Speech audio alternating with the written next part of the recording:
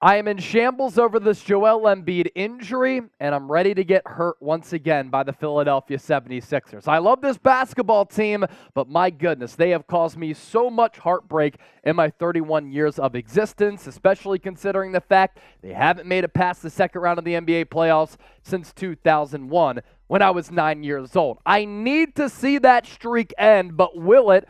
Because Joel Embiid is not healthy once again in the NBA playoffs. This is Philadelphia 76ers Now by Chat Sports. I'm Chase Sr. Let's get to this Joel Embiid injury update because his status, the future MVP status for this series against most likely the Boston Celtics, in a little bit of question. Here's what Doc Rivers had to say after the Sixers were the only team in the NBA playoffs to pull off a first-round sweep, considering the news that Joel Embiid missed Game 4 because of a sprained knee that he suffered in Game 3. Doc, I would say right now, it's probably the same percentage I said before the game. Probably 50% at best that he starts the next series. My gosh, from my understanding, they checked his knee out right after the game because he was complaining about some soreness behind the knee, which is always a scary thing to hear about with players. There was swelling already, which is way too early, so we did the MRI. This is absolutely brutal news for the 76ers title hopes because I thought they looked really good against the Brooklyn Nets. And I've continued to say this, right? In order to make a deep playoff run, you need multiple players stepping in any given night if you want to make a run at an NBA championship. For instance, in this series, it was James Harden who went off in Game 1. That was great. Then it was Tyrese Maxey carrying the load in Games 2 and 3. Then in Game 4 to pull off the sweep in Brooklyn, everybody stepped up. This Sixers team is about as deep and as talented as any Sixers team that I have ever seen. You have the MVP superstar in Joel Embiid. You have James Harden in the next phase of his prime, who I give credit to making adjustments because he's okay with not being the go-to scorer and instead an elite distributor. You have your third star in Tyrese Maxey. We'll talk about Tobias Harris coming up. He was really good in the first round. D'Anthony Melton, dog. Paul Reed, dog. George Niang coming in off the bench, solid player. The point here being the Sixers team is equipped to make a deep run. But it's only going to make a deep run if Joel Embiid is near 100% healthy. And if he's not even close to that, I don't see how Philadelphia can knock off a very good Boston Celtics team that made it to the NBA Finals last year and I think is more mentally tough this year than they were last year. Embiid in the first round, 20 points, 11 rebounds, 46% from the floor, and more than 2 blocks per night. Those numbers obviously down from a points per game standpoint from the regular season. But we have to add some context there. Every time he touched the rock against Brooklyn, he was getting double teamed. And Jack Vaughn is an absolute fraud. He basically said out loud that he wanted the Brooklyn Nets to get physical with Embiid. They wanted to hit him hard, and they got him injured. And for Embiid, this is absolutely brutal. I mean, it seems as though every time he's playing his best basketball, and every time the Sixers are playing their best basketball, something wild happens. And he's missed a lot of playoff time against the Miami Heat a couple of years ago. He suffered the orbital fracture. He suffered from knee injuries throughout the NBA playoffs. Last year, he tore a ligament in his thumb after he hit that buzzer beater, his playoff shining moment against the Toronto Raptors. And now, even when he wasn't making an impact offensively, he was making an impact defensively. That block on Spencer Dinwiddie to seal up Game 3, a play that Nikola Jokic would never make. And of course, in Game 3, he's able to finish that game, but he goes down with this knee injury, and now his status moving forward is in question. And now we're probably going to see that same laboring, tired, hurt Joel Embiid that we seemingly see every single year in the NBA playoffs. I said off the top of the show, I was in shambles. I said off the top of the show, I am ready to get hurt, and it looks as though that is going to come to fruition once again. So show some love to Joel Embiid, and let's hope that the healing gods can heal him very quickly by typing MVP down in the comment section.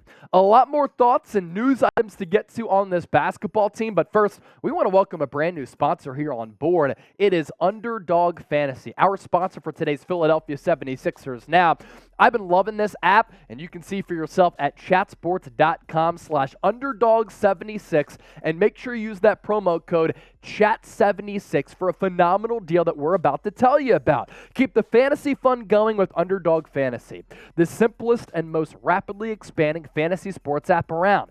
In their pick'em game, you can select between 2 and 5 players and predict if they'll achieve higher or lower stat totals in their upcoming games for a chance to score big. Plus, try out their rivals picks to pit 2 players against one another. For instance, Joel Embiid against Jason Tatum next round. Don't wait. Sign up with the promo code CHAT76 at chatsports.com/underdog76.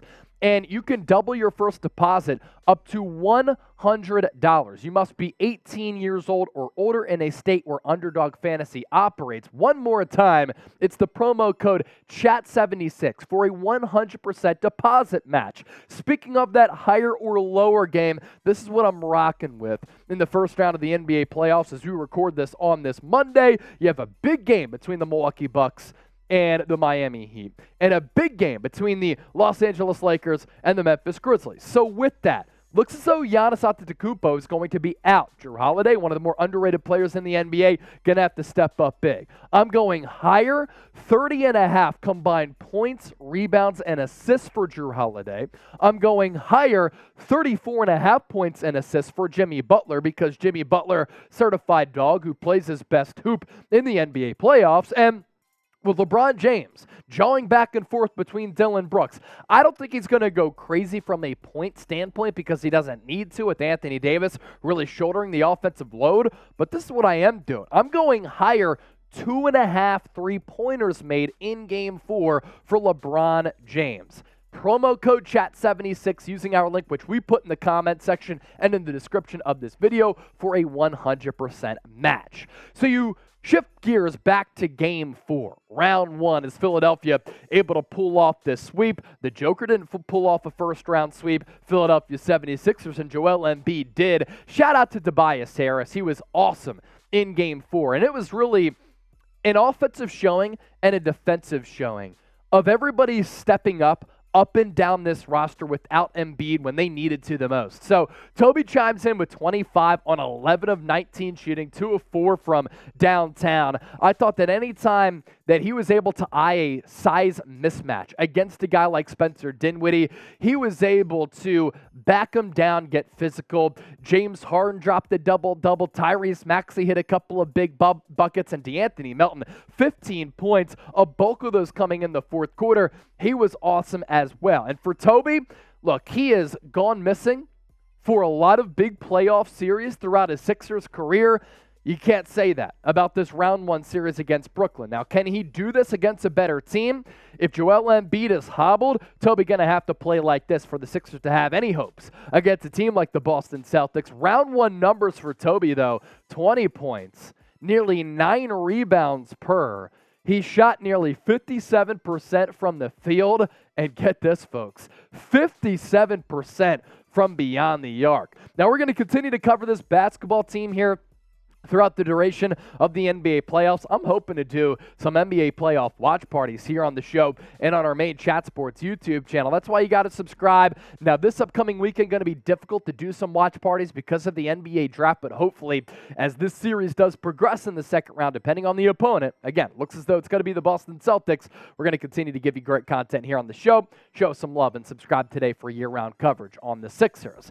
James Harden in round 1 went off in Game 1, didn't play well in Game 2, but I thought he was really effective in Games 3 and 4. Very good distributing effort. He was really good shooting the basketball from long range. What's wild about James Harden, I gave him that credit for extending his prime. He's been content with not being the high-level number 1 scorer like he was with the Houston Rockets, but what has he lost? His ability to finish around the rim. Doesn't have the same touch, doesn't have the same strength, but the points, solid, 17. The distributing numbers, very good, nearly average a double-double throughout this series. He's never going to be all that good on the defensive end of the floor, but if he's connecting on about 42% of his shots from downtown, then that makes up for his lack of finishing ability around the rim. Bad from the field, great distributor though. And with Tyrese Maxey stepping up, even when James Harden is the third option on some nights, shoot, if Toby steps up and he's the fourth option, I kind of like how this basketball team moves when Harden is not the primary scorer.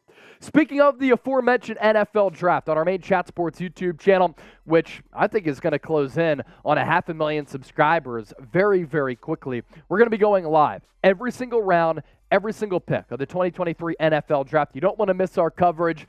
Interactive, informative, and it's going to be a lot of fun. YouTube.com/ChatSportsTV. If you haven't subscribed to our main Chat Sports YouTube channel, go ahead and support us. Here's the potential schedule if the Sixers were to take on the Boston Celtics. If the Celtics finish the deal in Game 5, as that series goes back to Boston, this is what the series could look like. Now, we're all big Atlanta Hawks fans. We want the Hawks to continue this playoff series, which then bides some time for Joel Embiid to get healthy. So this is one of the potential schedules here. Game 1, Saturday, April 29th. Unfortunately, that's the final day of the NFL draft. Game 2, Monday, May 1st. Game 3, Friday. Game 4, Sunday, May 7th. Game 5, of course, if necessary, Tuesday, May 9th.